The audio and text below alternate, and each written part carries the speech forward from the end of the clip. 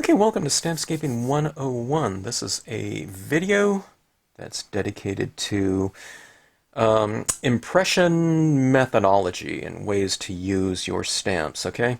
And I'm working it around kind of the most extreme example of this type of usage, which is the Seaside Cove. It's a really large stamp. This one here is, mounted on maple. A lot of people buy unmounted stamps these days, though, okay? So they don't have this large kind of dedicated plank of, wood to get their impressions. That being said, there's not large acrylic blocks either to accommodate this entire stamp. Now, I see the stamp as being kind of four type stamps in one, okay? Most of us are doing card-sized scenes. So I would use this for the left, center, right, or top portion, usually, okay? So that being said, if you have, acrylic blocks or something like this, I have them equipped with tack and peel on it, okay? So depending on what portion you're going to use, you can just use that portion on the block, and it doesn't matter if this is flopping around, you can always just take this block and stamp it out, okay? And that would be fine. But sometimes we might want to use this, a much larger portion than what we have some type of flat surface to use it with, or a flat mount or an acrylic block, or maybe even a stamp positioner. I don't know if they're going, 10.5 inches wide at this point in time. I don't think so. So we need an alternative type of impression methodology here.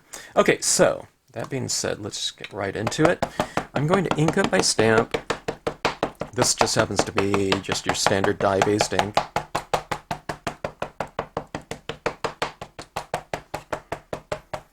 Make sure it's nice and coated. There's a lot of surface area on here with a lot of high detail in the design itself. Okay.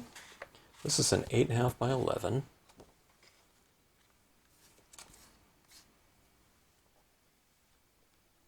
And what I'm going to do is I have this inked up. I'm just going to lay it down and position it wherever I want it to go. Let's just go about, I don't know, maybe a ½ inch from the bottom. And, okay, now these are brayers, okay? I have an acrylic one, and I have a rubber one right here. So let's just kind of utilize these in a printing press type of methodology, okay? Except, of course, our roller is handheld in this case. Okay, now I don't want to develop that type of situation like, if you're rolling out dough or something like that, where you just roll from one side to the next and we're trying to get it to stretch out. We don't want this to stretch out because it'll blur the image, okay? So we'll just try to keep it as even as possible to get as straight an impression as possible. So I'm working in short, little, I don't know, maybe ½ inch rolls or so. And again, I don't have a lot of pressure on this because I don't want this rubber to squeeze and to stretch and thus blur the image. You might do it in a couple different ways. You can go, left, right, up, down, whatever you want, diagonal. And again, I'm using very little pressure. I don't know what's better. Maybe going outside in, I don't know. Inside out might stretch it a little bit more. Kind of experiment with it, though. But there's very little pressure needed, okay? Now let me just take a quick little peek here. Yeah. Okay. See that right here? Perfect, good impression. And one of the things I really notice, though, when I'm doing it on a wood block, I'm really using a lot of downward force, okay?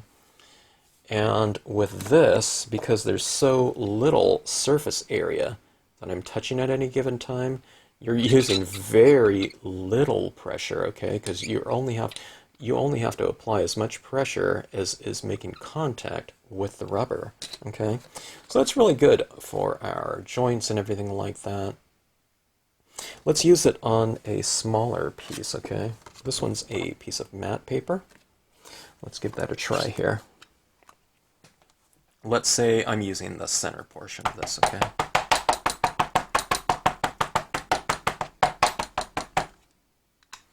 All right, so just position, let's go, why don't we go, I don't know, portrait on this one as opposed to landscape. Okay, let me make sure that I have this targeted where I did ink up my stamp.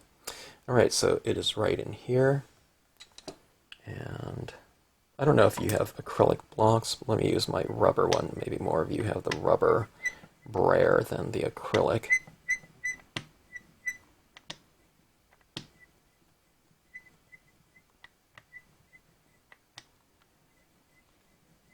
Now, I don't want to press too much with my fingers, okay, either. I think it'll give a much stronger impression if I do that where my fingers are. Okay, so there we go right here. See that little darker portion? I think I was pressing into it with my finger right on there. Actually, you can probably see my two fingers right there, which is no big deal because once you get this all colored in, it's fine. But look at this, you know, it's not too bad. I can see that this is a really juicy black pad that I was using too, so it's really kind of pressed down in some areas. But it just comes to show you just how little pressure you really need to get the impression quality that you want. I can see this too sometimes if I do it like this, and let's say if I'm not being careful and I'm doing this, see this kind of area right here that's kind of lifted. I don't know if you can see that. See right here. So just make sure that you're not doing it like that. Otherwise, see here what'll happen here. Here's my end of my rubber right here, and let's say if I go like this. Watch this. Here's the end. See how that completely shifted right here.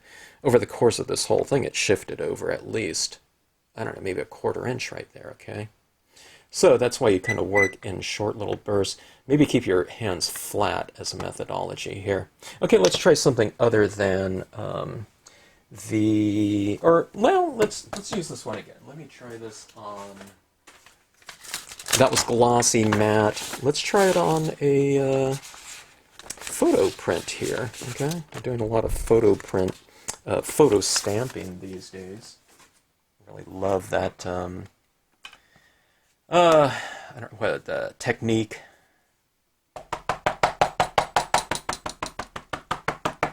Yeah, let's have a little bit of shoreline in this one. So I'll go right side, okay. Okay, this is just a photo print from Costco, so on photo paper, let's go about right, about like so. This is a 4x6 print. Okay, did I ink it up all the way over here? I don't know if I did. Okay, so let me go with the acrylic here. Okay, flat, light pressure on my hands here.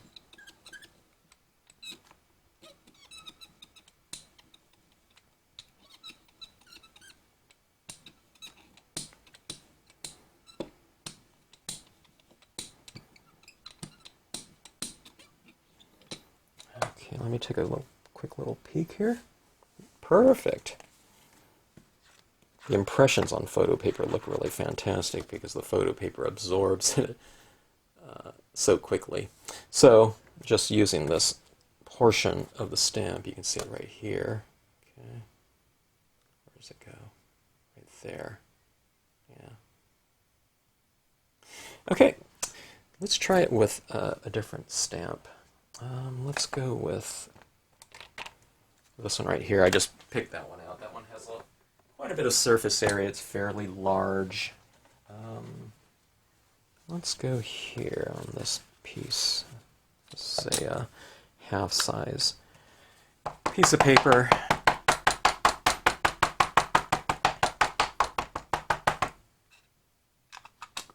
I should do this one in spring. I don't know. You can add different colors on here and brayer it out accordingly. But let's just go like this right here. Okay.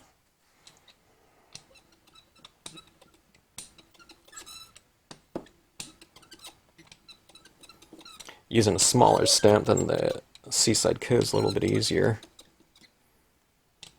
You kind of have to kind of play around with it a little bit, figure out, kind of the pressure that you want to use. And I'm sure it would change depending on, oops, Now that one I really stretched at it. I might get a blur up there in the trees. I think kind of moving inward is kind of the better bet. It doesn't, the rubber doesn't seem to stretch out like, you know, like I said, rolling out dough or something like that. Yeah, I got a little bit of a wave in those trees, but once they're colored in, it wouldn't really matter.